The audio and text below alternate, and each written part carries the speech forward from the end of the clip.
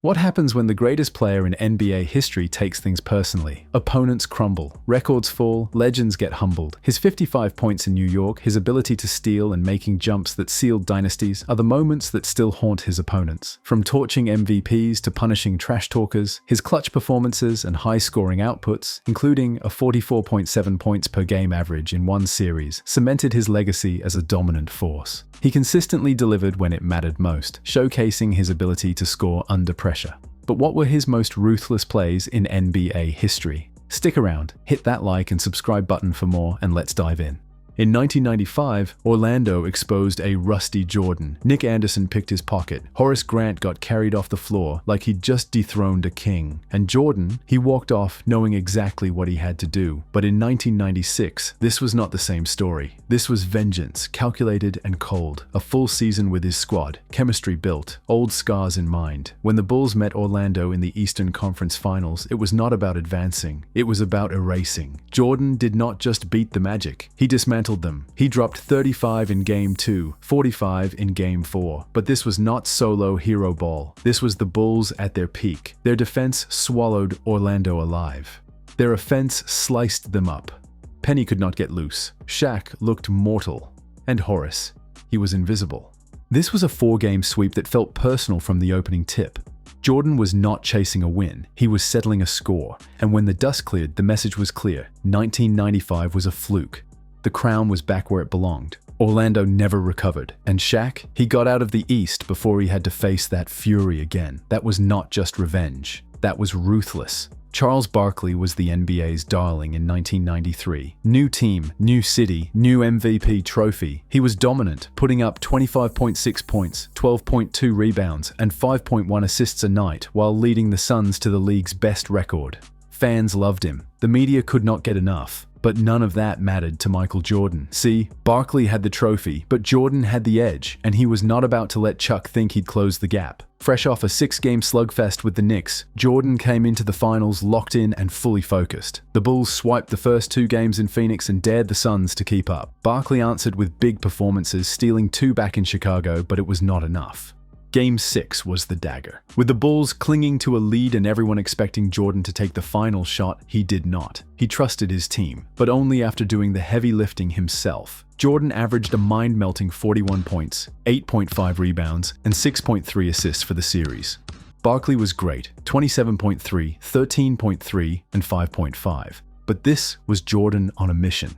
Barkley was the MVP. Jordan made him feel like second best, that finals was not just a win, it was a statement. By 1986, Larry Bird owned the league, MVPs, titles, and a trash-talking game as sharp as his jumper. So when a young second-year Michael Jordan limped into the playoffs with a 30-win Bulls team, Bird saw an easy target. He tried to rattle him with talk, tried to remind the kid who ran the court. Bad move. Jordan did not flinch. He went all guns blazing. Game 2, Boston Garden. Jordan dropped 63 points, still the most ever in a playoff game. He danced through double teams, hung in the air over McHale, and finished through Parrish. Did not matter who was guarding him, Bird, DJ, Ainge, Jordan scored anyway.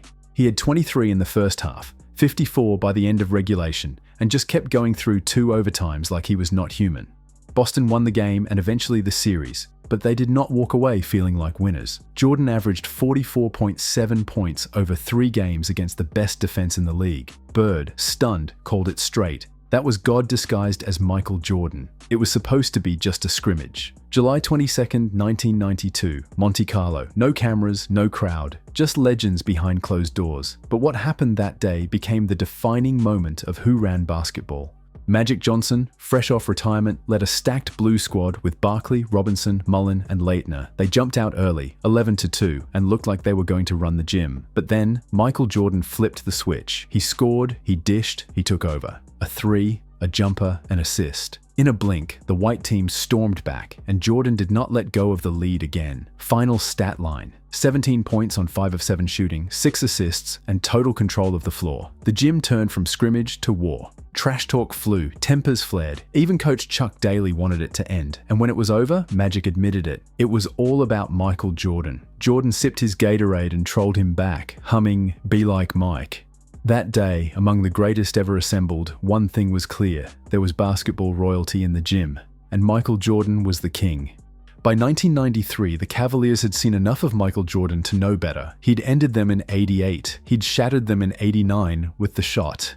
And yet, there they were again, hoping things would be different. Cleveland had brought in Gerald Wilkins, a tough, athletic defender, signed with one goal: to slow down Michael Jordan. It did not work in the regular season, and it definitely didn't work in the playoffs. By Game 4 of the second round, Chicago was already up 3-0. Cleveland was desperate, but tied at 1-0-1 in the final seconds, they made one fatal mistake. They left Wilkins alone with Jordan. No trap, no help. Just Wilkins on an island. And when Jordan got the ball, there was nothing but a ball in the net. Another buzzer beater, another heartbreak, another dagger. Wilkins could only shake his head. The Cavs were done, swept again. And just like in '89, Jordan did not just win the series, he ended it on his own terms.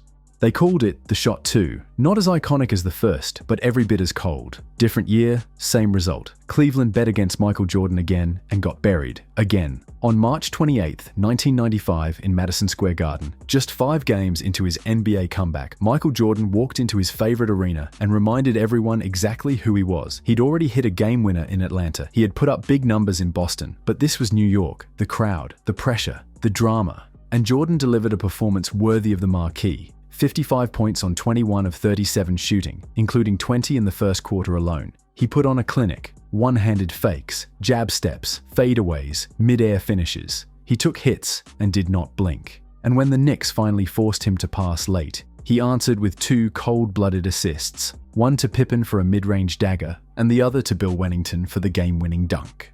The final score was 113-111, and the Bulls won. And just like that, Jordan did not just say, "I'm back." He showed it right on the Knicks' home floor. They called it the double nickel. But really, it was just Michael Jordan doing what he always did in the Garden, owning the stage. So, Jordan destroyed MVPs, shredded dynasties, and embarrassed entire franchises. He dominated in New York, silenced crowds, sick and sweating, and reminded Knicks that he can do it again and again with the Shot 2. Barkley got outscored. Bird got humbled. The Wilkins got swept. Every slight, every doubt, every stare, Jordan turned it all into fuel and fire. This was not just a career, it was a legacy built on payback. So, which Jordan moment felt the most heart-pounding to you?